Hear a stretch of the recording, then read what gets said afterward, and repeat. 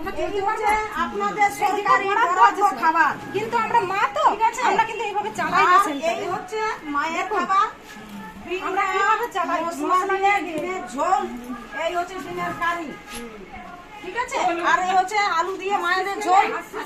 হ্যাঁ, কিসের হাসি বেরোচ্ছে তোমার? আর এই হচ্ছে খিচুড়ি 75 গ্রাম। আর ডাল পাল নেই, কেন ডাল পান নেই? ওই যে ডাল গোটা গোটা কেন ডাল আছে 30 গ্রাম ডাল, বড় ডাল 30 গ্রাম ডাল আছে। এবার বলুন। খিচুড়ি, ঠিক আছে। আর চাল ডাল হলুদ যদি কম মশলা, কেন হলুদ দিয়েই নেই, হলুদ বরাদ্দই নেই তো, হলুদ কিসে দেবো? হলুদ নাই তো, আপনাদের আছে? দাঁড়া, খুলো না দেখি, মেশিনটা দেখি। আপনারা হিসাব করেন তো, দিদিমণিদের হিসাব বোঝাবার জন্য এটা এনেছি স্যার, আপনাকে দেখতে এলো। এই হচ্ছে আমাদের ওয়ার্ড মেশিন।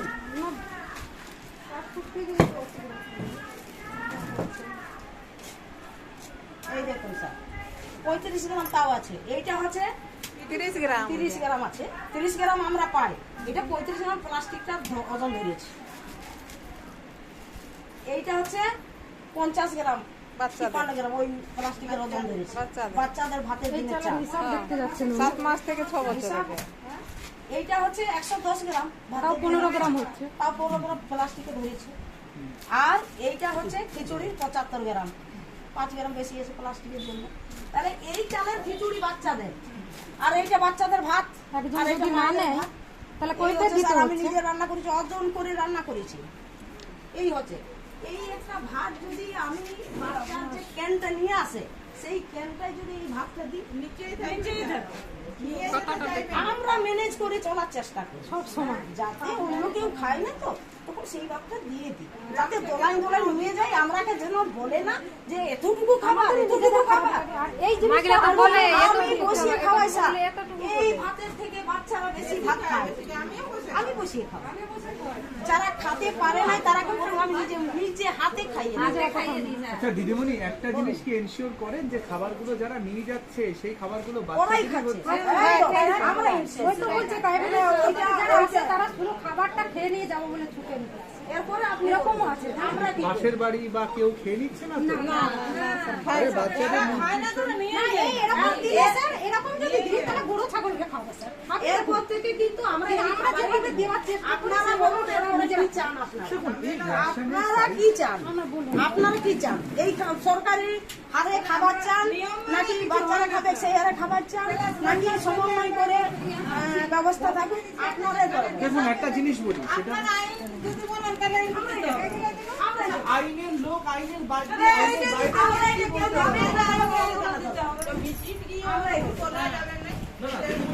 আমরা তো আইনের বাইরে অনেক কিছু করতে হবে। আইনের বাইরে আমি কি করে বলতে পারি যে আপনারা আইনের বাইরে গিয়ে এটা কেন বলবেন না? হলুদ নেই বলবেন না, এই হলুদ দিন, ভালো লাগছে। আর এইটাই আমি হলুদ দিতাম, একটু মশলা দিতাম, সুন্দর করে গন্ধ বার হতো। আমরা না বলুন আপনারা দেন না, হলুদের কেউ আমি বড় নিয়ে নেই, আমি নিজেই তো দিই না। আপনাদের বরাদ্দ আছে হলুদ? আপনারা বলুন, তেল সরকারি জিনিস আপনারা কেন দেবেন না? ঋতুপূর্ণ ম্যাডাম বলেছেন সরকারি যে বরাদ্দ আছে সেটা কেন আপনারা দিবেন না? আমি দিয়ে দিচ্ছি। এইরকম এগুলো খাবে না স্যার, গ্রামের গরিব বাচ্চারাও খাবে না। এটা দেখে তো খাবে না স্যার, দেখুন দেখাচ্ছি ডিমের ঝোল দেখুন, আপনারা দেখুন ডিমের ঝোল, ডিমের কারি আপনারা বলেন, ডিমের কারি দিবেন। এই ডিমের কারিটা দিয়ে কি বাচ্চারা খেতে পারবে? আমরা মিলেমিশে করে তরকারি দিয়ে একটু খাবার বাঁটে দিই, কিন্তু আপনারা সেটা চান না। দেখে যেতে পারে একবার। আমরা ভালো করে করে খাবার, এটা হচ্ছে সরকারি নিয়মে খাবার। আমরা এটা সরকারি নিয়মে বিজ্ঞানসম্মত ভাবে রান্না করা আছে, ঠিক আছে? সরকারি সিস্টেম সিস্টেমের বাইরে করতে হয় না। নেন আপনারা দেখুন, মেশিনে যান, কোথাও পরীক্ষা করাবেন। আপনারা তো করেন, আমাদের হেনস্থা করা হচ্ছে দিদিমণিকে দিয়ে। আমরা কিন্তু হেনস্থা